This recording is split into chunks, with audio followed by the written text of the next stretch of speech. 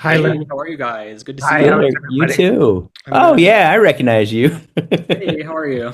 Good. How are See you you? guys. Everybody recognizes Link. Yep. Um, Welcome Okay. to the monthly meeting of Log Cabin Republicans of Wyoming, the conservative LGBT organization for the state of Wyoming. If you want to join or if you want to donate, we've put our link in the description of this video. And Mhm. today we've got members from Sublet, Teton, and Fremont County joining us with political commentator and political operative Link Loring. Link, Hey, you, thanks for you're in having me. Wyoming too, right? Where are you at? What county are you in? So I'm only in Wyoming part-time. I'm usually in New York or DC, but I have family and friends in Wyoming, so I try to make it out Mhm. there and visit them. And I love, love, love being in Teton County and being out there. I'm especially ready for spring and summer to come, but it sounds like it's already Mhm. coming. I don't think there's any snow left. So It's horrible. Unfortunately. Worst winter ever. Yeah. Yep. Weird. Hey, so I sent you a couple of questions. We just wanted to get to know you. okay. Kind of, I mean, I think a lot of people already know you from your social media accounts and online and your federal. How do you feel about with the new administration, the government positions being appointed because of merit versus DEI appointment? Yeah, well, what's interesting is people say all the time, obviously, we're in a log cabin Republican meeting, so I'll bring this up. People say, well, aren't you excited that there's a gay cabinet member, the highest ranking gay cabinet member ever with Scott Besson?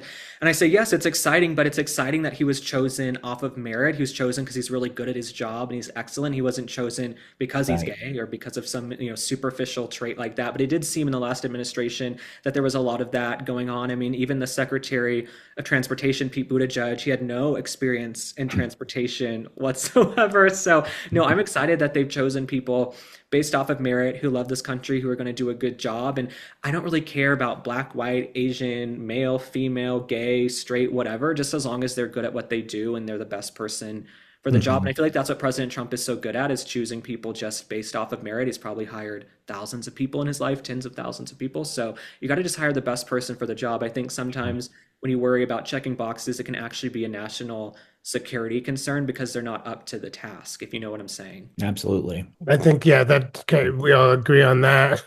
Hmm. Totally. That's well put. Something that we see with this new administration, the protests, the liberal agenda seem to have just stopped protesting biological truths. And how do you feel that, I mean, with your experience, do you think they've just moved on to other lobbying tactics? It's weird that it just stopped. So you're referring to sort of the trans ideology and the men and women's sports and all that. So it's interesting, I get a lot of hate for this, but I really think it's true. I feel like for so long before I was around, the gay rights movement was about equal treatment. We want gay marriage, we want to be treated like everybody else.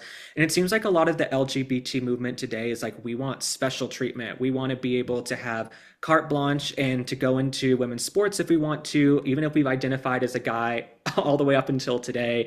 We want to be able to identify as whatever we want. And if you don't honor our pronouns or you don't call us the right thing, then we're going to say we're oppressed and we're victims and you're bigoted and you're transphobic. And I see that too. I'm just a common sense person, which is what sort of pushed me to the right into the Republican Party, because I was like, I don't think it's fair to have biological men competing against girls. I don't think that pushing hormones onto kids is smart before they can even vote, drive, serve in the military. And so it's interesting to see sort of gay ink like GLAAD and Human Rights Campaign and these organizations, because they got gay marriage in the summer of 2015 with the Obergefell Supreme Court decision.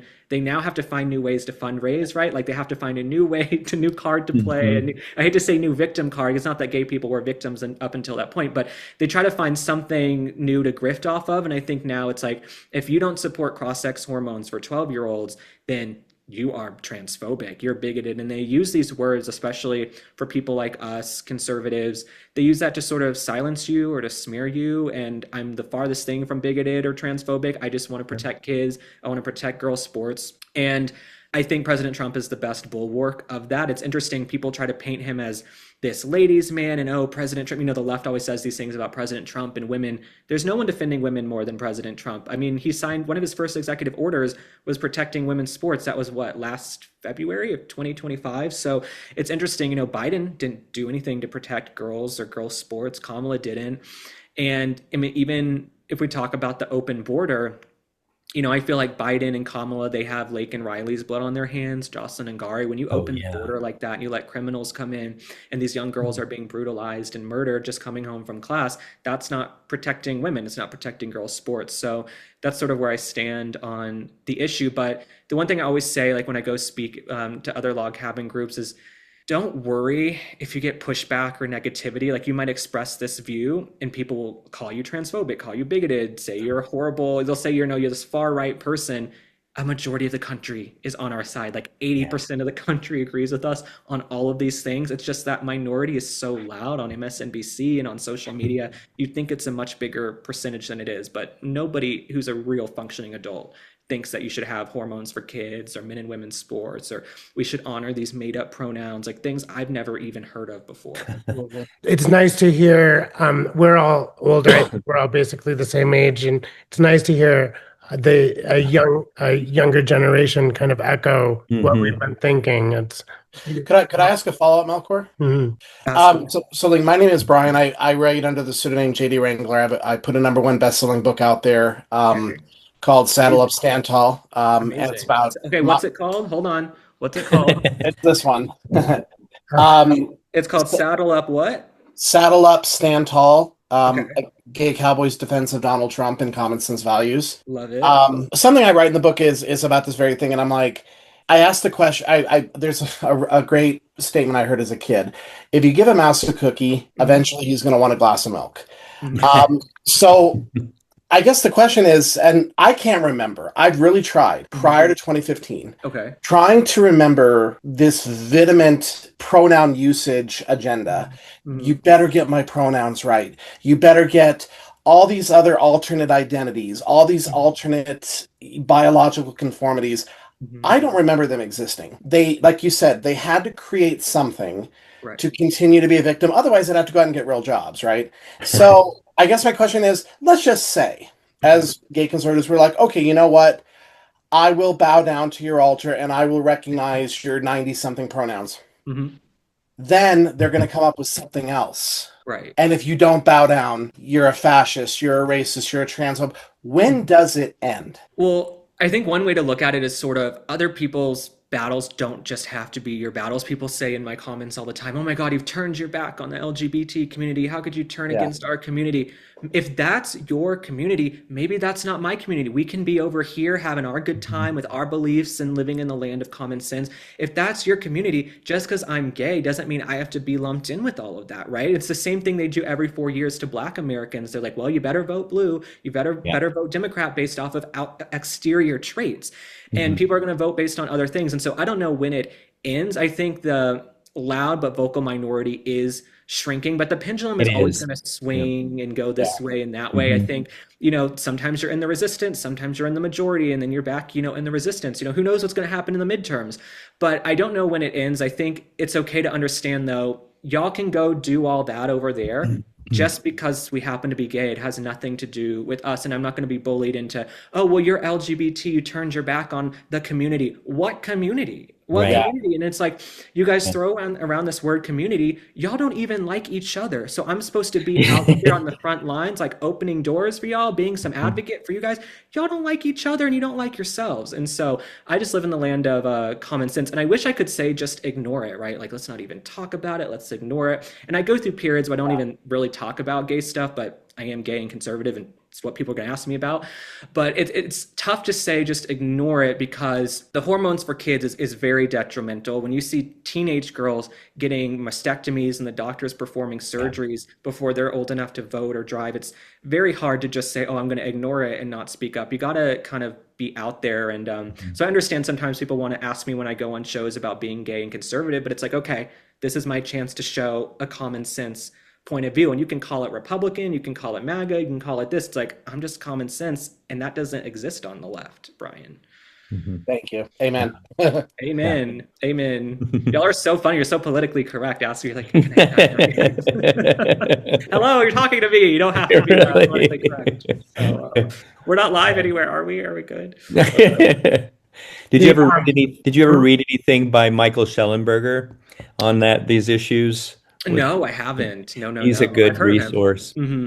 He was part of the Twitter files back in 2023. Okay. Hmm. It's interesting. So much stuff is new to me, and people say, "Oh, do you know this person? Do you know this person?" It's like I'll pop out and do something exciting, and then I'm back in my own world. Like I'm Hmm. very boring. And so no, I am really new to stuff. I mean, I really just started on TikTok in like the spring of 23 posting. Okay. And so it's like for me, I wasn't involved in the 2020 election, wasn't involved in 16. Like I was in college living my life, living my young, fabulous life in New York. I was like, not even that political. But I think what was interesting is like living in New York, of course, most of my friends hated Trump. They had the major Trump derangement syndrome. And it's Hmm. funny, I guess because I'm contrarian, I think a lot of gay conservatives are kind of contrarian. The fact that they hated him so much and he was this boogeyman to them, it made me want to go learn more about him. I'm like, okay, well, why do you guys have such an issue with this person? I'm going to go look. And then it was just, you realize, okay, well, the things you're saying about him don't exist and aren't true. And you just kind of learn, over time, and your eyes sort of open up to those things. But it's interesting. I think coming out to Wyoming, spending more time in Wyoming, and getting out of New York helped me a lot, because if I had stayed in New York, maybe I would have tried to fit in more with my peer group, or I would have bit my tongue more. And I think coming out of that and leaving gave me perspective and traveling to so many other parts of the country. Because I grew up in a red area. I grew up in Texas, a very conservative environment. But then you go to New York and you're like 19, 20, 21, living this life. And I think I had to get back out of that to go, whoa, you guys are all nuts on this island. Most of you. There are some good ones, but I had to get out of there, Yeah. Hmm. Interesting. That's true. I think we may have answered the last question with Okay. Brian's question, but on the state level over there in Laramie, sort of I guess you would call it the radical left. Their organization is called Wyoming Equality.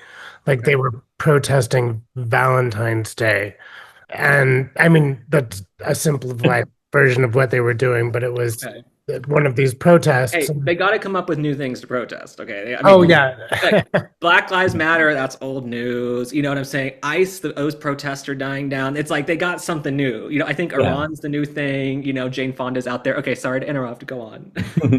Well, what's interesting is like I don't even know too much about local politics in Wyoming. I want to learn more. It's just people think, oh, well, everyone is conservative out there and everyone's Republican. I'm like, no, Teton County, there are so many liberals in Teton Mhm. County. And it's like you have to find your tribe and find your people. And yeah, no, I warn people, it's not all Republicans here. It's Once you get out true. of Teton County, yes, but it's like you go And out to eat in Jackson, you go out to yeah, the restaurants, a lot of the young people, it's like super. You go get bagels, they got the big new rainbow flag in there.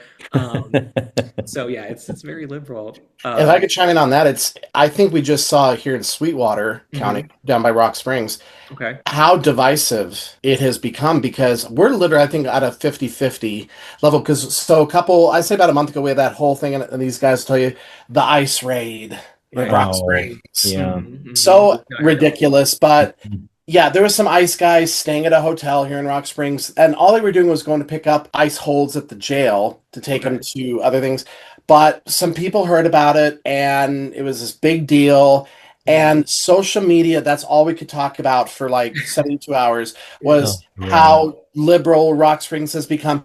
But I'm like, I think that this issue, Wyoming, yeah, you're right. Wyoming is not, this is not Matthew Shepard. This is not, there's a lot of diverse opinion. I think that's even more important why we get out there because it's reading some of these things online. You have to dismiss most of it as like most of these are high school kids, honestly. They don't know what the heck they're talking about. But the Sure. people who are trying to offer a genuine argument, I'm like, okay, I think it's showing that as it moves up the 15 into Salt Lake, it's starting to move over, Mhm. our way, these idea or up the Wow. I-25 corridor from Denver. It's slowly kind of these really outlandish far left ideas are starting to squeeze us in. And I think that's why we need to start preventing it now, is really getting out there and saying, this is the truth and these are the facts and do what you want with it. Yeah. Absolutely. I Yeah. think it's interesting. I always feel like, and I felt in the past few months, and I say this all the time in my videos, I don't even feel like the country is so much Republican and Democrat anymore. It's broken up into people who love the United States and those who want to destroy it. And so I think Absolutely. trying to find common ground that way, right? Like there are a lot of soft blues or maybe just a little bit to the left of center. Maybe you can try and pull those in. A majority Sure. of the country is really independent. You know, we look at all these polls, a majority of people actually identify as independents, but then near the end of an election, like what's going on in Dallas tonight, Crockett, oh God, what's going to happen with Crockett? But it's like they try to find, you know, somewhat some home to go to as the election comes, you know, to the end. And so I think trying to appeal to people's more American instincts and sort of this like return to patriotism, return to common sense, I think that's a way to sort of transcend party in a way. But if you try to come at it as like, well, come be Republican because we're Republican and you're liberal and it's too much. People's walls go up. And if you try and find them on a plane of like, what's common sense? How do we have shared values? Because we only disagree on a few things, and maybe we agree on some and just a different way to get there. And so you got to sit and talk to people. But the one thing I will say too, and because people ask me about like canvassing and all of that, if you're trying to convince people to come to your side, there are some who just won't. Okay. There's some people you can't reason with crazy. There's some people who are so entrenched in their ways. And I think that's a lot of the media landscape. Like the people who consume a ton of mainstream media, MSNBC, CNN, they live on Facebook and some of these groups. It's just like their brains are so warped. It's very hard to pull them out of it. And so I say to some people, spend your energy, try to convert people, show them the light, show them common sense, but you also can't change people if they don't want to change. There's some folks who I think are just really far gone. It's more of a mental health issue than it is any type of political voting issue or electoral issue. It's like there's a mental health issue, I think, especially with a lot of these liberals who consume tons of mainstream media. So I don't know, I wouldn't feel too disheartened, but you got to get out there, right?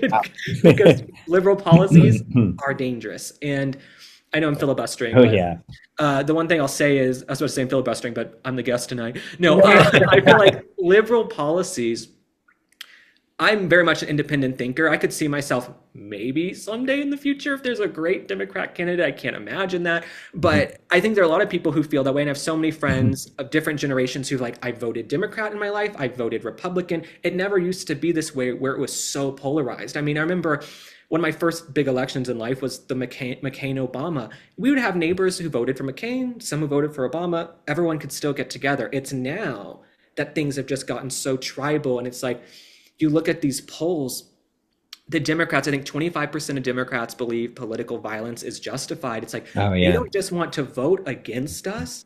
They want to take us out. Like they see us conservatives, a huge chunk of Democrats, they see us as like real threats. Like we're going to ruin the country. And they think they're justified in their violence. And we've seen it with Charlie Kirk. We've seen it with President Trump's multiple assassination attempts, other people. So it is scary out there. And so I always say, especially to the young people going out, it's like, if you want to try and convert people and go talk politics with them, great. But there's some folks, it's okay to just protect your peace and be, you know, by yourself and do your own thing. It's like, I forget who was talking about it. It's like, it's become like a moral imperative. They've twisted in to believe that anything can be done in the name of morality. Because obviously killing a fascist is a moral calling. I mean, we did it to Hitler, or we brought down fascism and communism in Europe. Killing a racist is somehow viewed as a moral crusade. So it doesn't matter to them because now they've sickeningly and perverted into like, this is a moral thing and we're doing a good thing. And I think that's what's so dangerous, like you said, is like they really believe this. And if you do, I'm sorry, but yeah, you you need to be put in like a place because that's not healthy. That's not normal at all. That's the great irony here is they say they're the party of tolerance and diversity and acceptance, but you guys don't like diversity of thought and you're the least accepting, right? If anybody, even in their own party, expresses a slightly different point of view, you get fired from the network, you're ostracized, you're not invited to the party. It's like, you better stick with the script and the pre-prescribed doctrine on the left or you're out. It's that type of like mafioso sort of behavior. But no, these Democrat policies, I think, are very dangerous. And they spent years calling us Nazis, fascists, threats to democracy. I mean, for years and years. And that was sort of a way to dehumanize us, to make us less than human or make us sort of these boogeymen. And then it sort of justifies their violence, like you were saying, Brian. If you call us fascist and Hitler and threats to democracy, that's what I found so disappointing. I mean, how many years did they call Trump a fascist, Hitler, and threat to democracy? And then we've seen the violence against Yeah. him and the violence They against so many others. they take it right into their, in their actions Right. again. Yeah, And exactly. they're praised for it. I mean, Yeah. we've seen I mean, after Charlie Kirk's assassination, there were so many memes and videos with liberals making fun of him, cheering him on, Horrible. school teachers. Um, there was the Luigi Mangione. That was like the beginning of it, really. Like you saw, oh, a lot of these Gen Zs are like really cheering on this violence. Like they really think this Mhm. violence is justified. People getting shot, on broad daylight in the streets. So it's interesting how you almost become this hero. Like this kid Tyler Robinson he's become a hero to these really far left deranged Insane. lunatics. It's sick, Thomas Crooks. So it continues on and on and on. But no, I Mhm. think it's a big, big mental health crisis, Oh honestly. yeah, absolutely. The Democrats have always been, we are loving, tolerant, peaceful, kind, as long as you agree with us. Right. Hmm. Exactly. It's like But either go yeah, with us or you're out. It's the cult. It's this like cultish behavior. And and there are that's some why I great left. Democrats. Like Yeah. I have friends who are Democrats and vote blue, whatever, but it's like that quarter, 25% of you guys who are like super deranged, it's Hmm. wild. It's wild. And that's what I love so much about the Republican Party, the past few years. And I was like shifting to the right and getting to know people. Is everyone was kind, most people were kind, Hmm. welcoming. Hey, come join us, come to this event, get together. Like we're together on Zoom tonight. You know what I'm saying? So it's much more of a warm, patriotic feeling. And I felt that after the State of the Union. Like you might not agree with every policy, you might not agree with all that. We can have debates as Republicans on policies and things. Out in the open, we believe in the First Amendment and free speech, but it just feels like, there's this like return to patriotism and it's cool to love your country again. And you know what? If you guys hate our country and you hate us, that's fine. We don't even care to be over there. Yeah. It's getting real deep. It's getting Yeah, real it's good. therapy.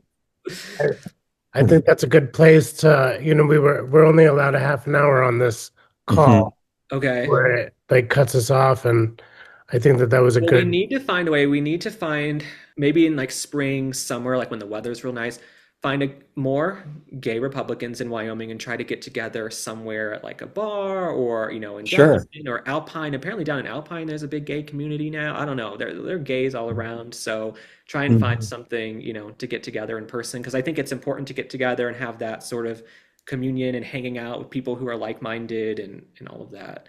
For sure. Let's do a barbecue or something, and we can invite our friends too. It doesn't just have to be gay, I Oh, mean, totally. There yeah, wouldn't be enough. Yes, there there wouldn't wouldn't be. be enough. There'd be five of us standing there. But it would be cool if we all got together this summer. Let's do it. Yes, Yeah, absolutely. 1000%. I'm so Mhm. glad we connected and we'll find more people and let me brainstorm, but I think we can try and find some other gay conservatives in Wyoming and things to do out here. So thank you so For much, you sure. guys. And have an amazing, what is it, Wednesday tomorrow? Wednesday? Wednesday. Have Yeah. a Awesome. good All evening. right. Thank you so Bye, much you for meeting guys. with Thank us. you. Good meeting you. Thank you. Nice to meet you, Ben and Brian. See you guys later. Okay, Thank Bye. you. bye-bye. Bye-bye. See if I can shut this off Let me now. see.